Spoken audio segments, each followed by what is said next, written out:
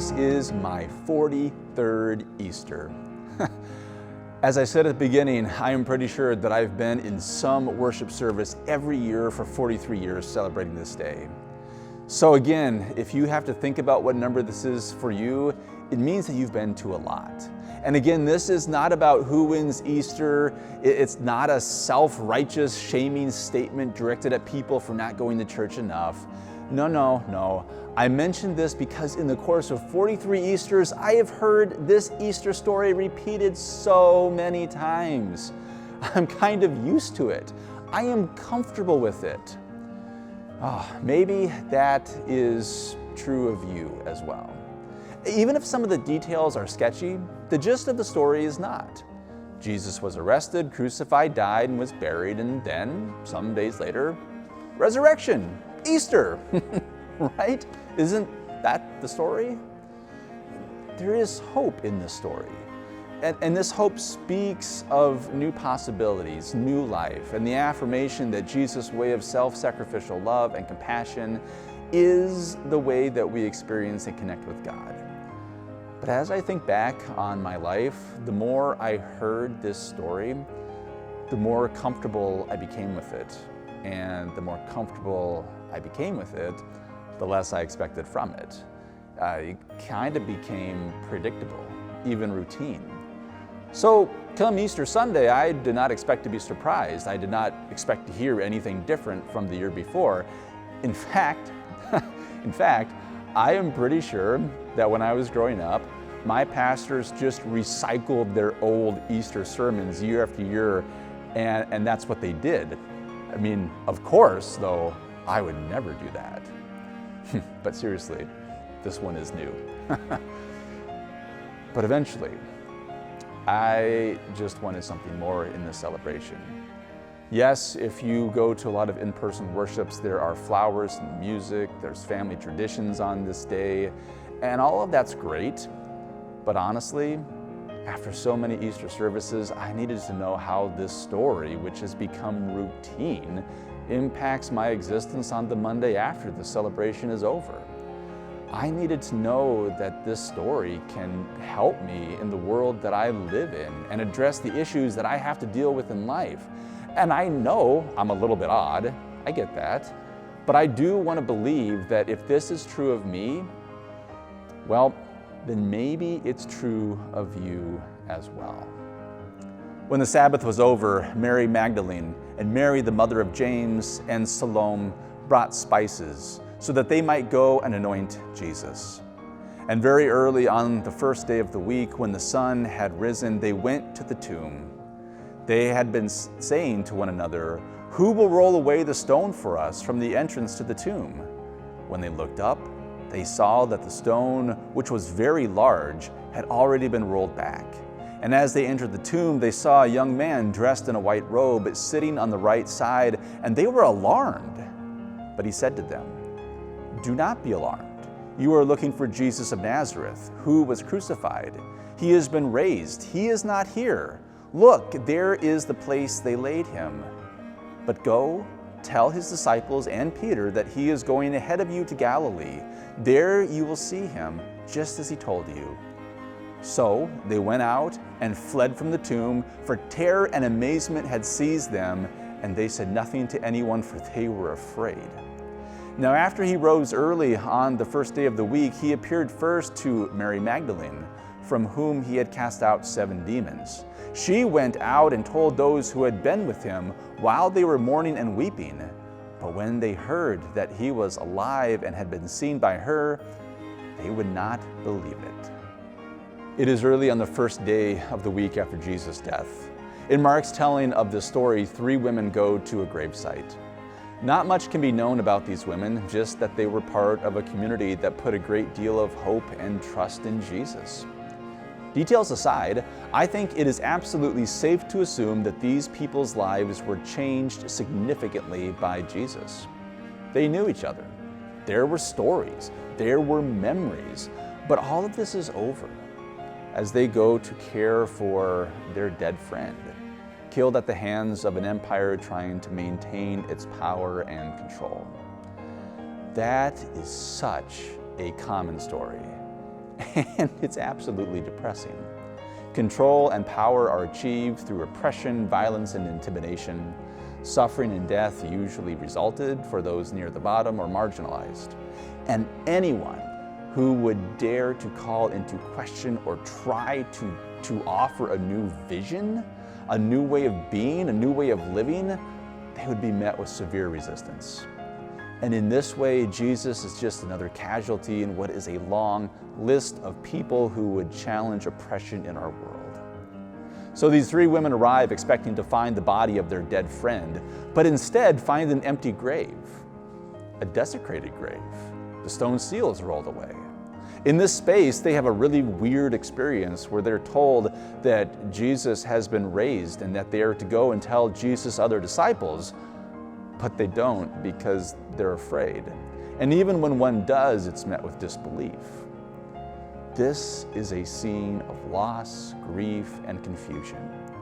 All of the Gospels tell this Easter story in different ways with different details, but this chaotic scene of joy and doubt and hope and uncertainty, it's a part of all of them. And for me, the piece that I think is interesting and important for us to hear today is that in all of these Easter stories, for Jesus' friends and community who experience his resurrection, they do not go back to the way life was before. And I guess I would not have expected that. So think about it in this way.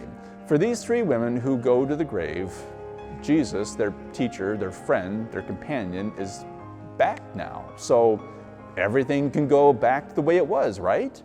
Everything can go back to normal, right? Life will be what it was, and it will be good, and it will be comforting. And how many of you who have lost a loved one or gone through a significant transition or change in life would not wish for that? For life to go back to what it was, to feel a sense of peace and contentment from the way things were. The Easter story surprises me in this way. Things never go back to what they were before. That is not what resurrection means. For Mary Magdalene and Mary, the mother of James and Salome, life will not go back to what it was. Their story is our story. We know that life is always changing, sometimes too quickly. Kids grow up, some of our friends get cancer, we become parents for the first time, we become grandparents for the first time, members of our family die, marriages begin, marriages end, people move, people get new jobs, lose old jobs. As a society, there are big issues that we're trying to deal with, and it shows us that the world is changing and the way that we see our lives and others is different now. And sometimes in the midst of all of these changes in life, especially the hard ones, those hard changes, it is so comforting to go back and live in the what was, to hope for the life that we used to have, back when things made sense, back when things were good, back before the accident, back before Dad's passing, or back before whatever it is that keeps you up at night.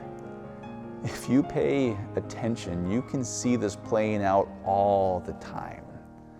I do this, you do this, we all do this.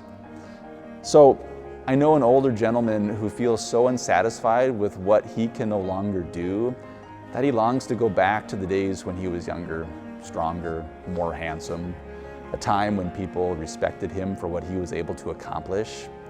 And then there's the couple filing for divorce that they wish they could go back to the life they had 20 years ago, back when they were naive and happy and idealistic, back when they were a new couple starting out for the first time together.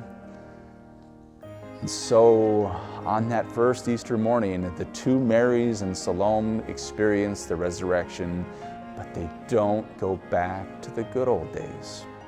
Instead, they're given a new mission, a new purpose, a new reason for being, for a new day.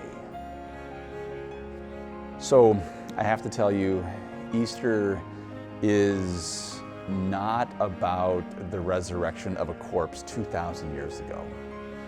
It is about God's ongoing, continuing work to make things new, to bring new life out of what we see as death, to bring hope out of despair, to bring light in the midst of the darkness of life. Easter is about God's yes to the life and ministry of Jesus. It's God's yes to what happens in people's lives, to creation, when grace, mercy, and love are practiced in spite of the world's no to these things. Easter is about receiving new life, new hope, a renewed sense of purpose and belonging now, today, wherever we find ourselves. The Easter flowers and decorations will shortly be taken down. Families will go back home. This day of celebration will pass, but the new life, purpose, and hope that we experience through the resurrection, well, that doesn't end today. It is something that we take with us into the next week, into the next month, to the next year. I don't know all that has happened in your life since last Easter, a year ago, but I am sure that there have been a lot of changes. If you stop and think about it, I bet you can make a long list. I don't know if you've lost somebody. I don't know if you've lost a job. I don't know if you've been struggling with family members. I don't know if you are worried about your kids or grandkids. I don't know what's changed for you, but I know things have.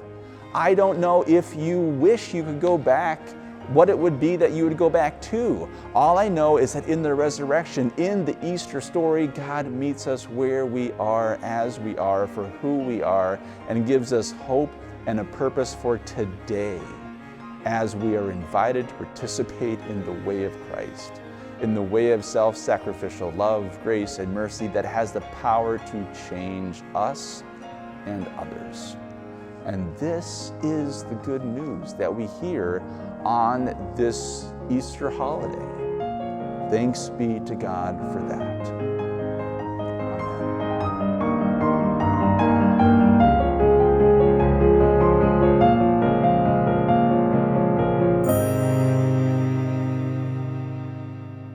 A couple of reflection questions for you to take this story and apply it more directly to your life.